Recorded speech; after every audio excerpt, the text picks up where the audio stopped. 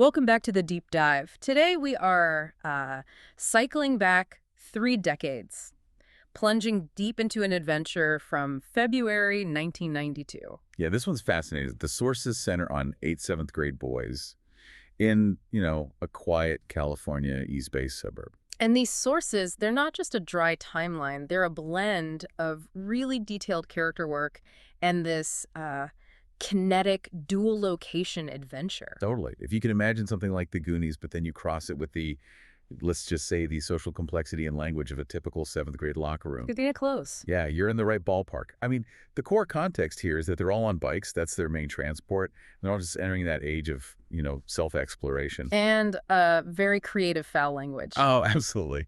And our mission today is very targeted. We need to uncover the critical information this crew gained from two missions that were happening at the same time. One was all about formal deceit, and the other was about physical confrontation. Right. It's not just about what they found out. It's about how.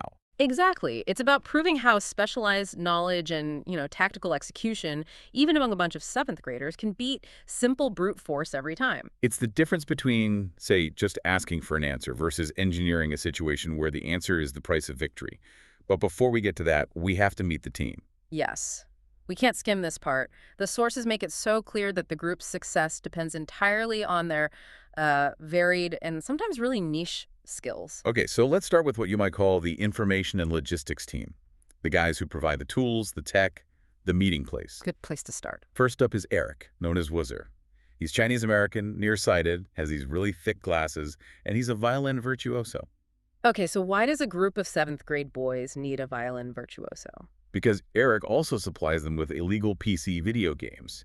He's pirating them off the old bulletin board systems, the BBS boards.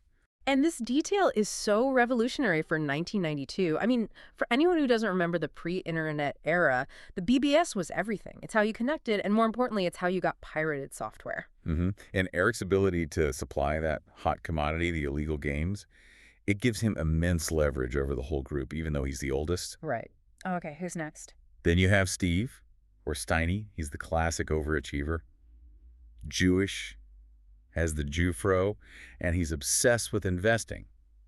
Collects baseball cards, but only for their monetary value. So he's the money guy. He's the money guy, and he's also the pipeline for adult contraband. He sneaks in pornography and cigars from his grandpa back in Ohio. And their home base, their HQ. That would be Mike T's house, Mush. He's Lebanese-American, the shortest of the group, but he's a gymnast, a trombone player, and the sources say he's big into Magic the Gathering. But his real value is his parents. Exactly. His parents are totally chill, which means his house is the default gathering spot, no questions asked. So those three are the logistical backbone. Right. Then you've got the action and deceit specialists, the ones who go out and actually execute the missions. This is where Todd comes in. The preppy one. Yeah, the preppy dresser, though not really by choice. His mom picks his clothes. Dirty blonde hair, a mullet, of course. This is 92. He's 92, wears a cap, has braces. And his backstory is really key. He spent 3 years in private Catholic school before coming back to public school. Which gives him this completely different sense of decorum and formality. Which they weaponize. They absolutely weaponize it in the first mission. Okay, then we've got the athletes. Your athletic core. Kyle, the all-time playground quarterback, huge Warriors fan. And Andy, or Salvo, who's a diehard Oakland Raiders fan, just back in California. They're the muscle. And finally, the wild cards. This is Mike L., or Long. He's half Japanese, wears these magnifying glasses for a cross-side vision problem. He can be a bit of a bully, especially to Todd. But, and this is a big but, he's a Boy Scout. A dedicated Boy Scout, which means he knows terrain, mapping, the outdoors better than anyone. He's also the big Nintendo guy, Mega Man specifically. And that leaves one more. Completing the 8 is Alex, or Kobe, full Japanese-American, scrawny, but the sources describe him as having the sharpest wit, the funniest one-liners. He's kind of the slacker, the observer, but his humor can change the entire dynamic of a situation. It's a beautifully specialized team. That diversity is their strength. And that brings us to their first, highly deceptive task. Mission 1, the formal inquiry. Right, so this involves the 3 boys who could, clean up the best. Kyle, Todd, and Salvo. Their target is Michael Farnsworth of Farnsworth Realty. And to get past the gatekeepers, they have this preppy boy act. They're in long-sleeve shirts, slacks, polished dockers. They look like miniature versions of their fathers. It's pure performance art. They're exploiting the idea that, a clean-cut kid couldn't possibly be up to no good. They sit down and use these incredibly polished manners. But here's where the comedy comes in. Oh yeah, Todd. He accepts a cup of coffee, takes this tiny formal sip, and then proceeds to stir in 8 packets of sugar with his pinky held aloft. What must Farnsworth have thought? It's this perfect mix of extreme formality and just pure 7th-grade sugar addiction. It had to be disarming. Totally. And then they deploy their red herrings, asking him these really academic-sounding questions about zoning laws or property tax codes. Right, making it seem like some kind of advanced school project. And the ruse works. Farnsworth is flattered. He wants to help these earnest young men. So he pulls out the treasure map. The brittle, yellowed plot map of the original Tassajara farm. The land that became their entire town. And this is where it gets good. The key information they need is historical geography.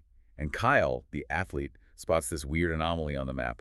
A strange, skinny, jet-out corridor. It looks useless in a modern context. Right. But Farnsworth explains it was essential for the old almond farm. That little sliver of land gave the original owners the legal claim to an underground river. The water supply, the entire foundation of their town is based on this centuries-old grab for water rights. Exactly. And so the history is literally written on the map. When Farnsworth traces that skinny corridor, the location of that critical water access point, it corresponds precisely to the driving range at Round Hill Country Club. Point 1 secured. But the real insight, the aha moment that makes Salvo gasp, comes next. He asks Farnsworth to trace the current boundaries of what's left of the farm. And when he does, he outlines this very specific looping boundary. And Salvo, the Raiders fan, the strategist, he instantly connects that loop to something they already know, something in the real world. The knowledge is secured. Farnsworth congratulates them on their wonderful manners, their lack of bad language. In the final detail, it's just perfect.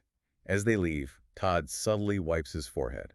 He's wiping off the faint, infamous L, the sign for loser that Eric had drawn on him the night before. He's back to being a 7th grader, but he's carrying vital intel. And while all this was happening, while the deceit team was exploiting social norms, the rest of the crew was in a simultaneous high-stakes physical confrontation. Mission 2, the softball showdown. Mush, Eric, Steiny, Kobe, and Long, they're focused on Sam the Beast, or Sammy. She's the pitcher who had previously beat the shit out of Eric. And they think she holds the key to this mysterious game they're looking for, the Garden of Eden. So Mush approaches her at the bike rack. He's trying to do this confidence-terror balance, as the sources call it. He tries to get some cred by guessing her nickname. He claims he saw the initials STB in the Street Fighter arcade game. He's trying to be cool, but he's terrified. Oh, completely. And Sam is sharp. The second he asks about the Garden of Eden, she knows they're fishing for info. So she sets the terms. It's a dare. The challenge. She'll answer one question if Mush can put one of her 3 pitches in play. It's a perfect power move. She knows Mush is a gymnast, not a home run hitter. But just as he's about to agree, who shows up? Kyle and Salvo, fresh from the realty meeting, still in their slacks and dockers. Horrible timing. They immediately start heckling Mush. And Sam sees her opportunity. She reads the room and escalates the humiliation factor. She pivots instantly, points right at Kyle and Salvo. The deal has changed. They have to bat first. They have to bat first. And the taunt is just brutal. She calls them out for wearing fucking dockers and calls them pussies if they refuse to face an underhand pitch. There's no backing down from that. That's the ultimate preteen social pressure cooker. So Kyle, the athlete, steps up, all bravado. He waves off a helmet, and Sam just unleashes fire. The sources are specific here. It's a 60-mile-per-hour pitch from about 40 feet. Which, for context, is the equivalent reaction time of facing a major league pitcher throwing a 93-mile-per-hour fastball. It's overwhelming. Kyle literally throws himself backward. He scrambles, grabs the helmet, realizes this is not playground softball. She strikes him out with a curveball and then a changeup that looks identical but is 15 miles per hour slower. And he storms off yelling, "That wasn't fair!" Which is the perfect setup for Salvo. Sagzao enraged by Kyle's disrespect. She aims an inside fastball right at Salvo. But Salvo, the strategist, the one who just traced historical farm boundaries, he knows the rules of engagement here are different. He knows he can't win with brute force. So at the very last second, he squares around, and bunts. A strategic bunt. The sources say the ball makes a soft, pathetic sound. It just rolls fair and stops. He put the ball in play. Tactical victory. And Sam absolutely explodes, rips her glove off, screaming, "You piece of shit! You can't fucking bunt!" and throws the glove at him. But he exploited the unstated loophole. Strategy beat power. So now you have the synthesis. This is the moment it all comes together. The dirt-stained, humbled Dockers boys walk back to the crew. Eric prompts them for the realty findings. And Salvo, still buzzing from the win, draws that looping boundary Farnsworth traced for them in the dirt. He marks the house, the old rusted equipment they already knew about, and then draws a final X. Right where the water access point was. And this is the moment for Mike L. Long, the Boy Scout, the outdoor specialist. He connects the field knowledge with the historical map. He sees the X, he sees the looping boundary, and he instantly blurts out the one location that connects both missions. The fucking camper shell. The camper shell. He realizes that this geographically crucial point, the old water access corridor inside the current property line, is exactly where this mystery is hiding. The geography of the past links directly to the mystery of the present. And the payoff for Salvo's bunt is immediate. Sam comes back. She's all business now. Right. Her whole tone has shifted. It's not rage anymore. It's grudging respect. She acknowledges their tactical intelligence. And she gives them their prize. Yeah. Pizza, Tuesday. You get one question. She takes her glove back from Salvo, and it's not a smile, but it's a clipped, clear thanks. It's an acknowledgement of his move on the field. The price was high humiliation, risk, but the payout is the key to everything. This whole deep dive, it just shows this rapid transition happening in their lives. They're learning that winning requires specialized knowledge. Whether that's historical property codes or leverage with BBS boards or exploiting the unstated rules of a softball game. Simple brute force failed. Only strategy and deceit actually succeeded. They're discovering the power of information and negotiation right alongside all this intense preteen social stuff. It sets up their central dilemma perfectly. It does. They leveraged academic deceit and a sporting loophole just to get access. But Sam only gave them one question. One single question for all of that risk. They have one shot to get the critical information they need about this Garden of Eden game. So, here's our final thought for you. What specific, absolutely critical piece of information is so valuable that they have to choose that single question perfectly on Tuesday and not, squander it on a detail they could probably figure out themselves? Choose wisely.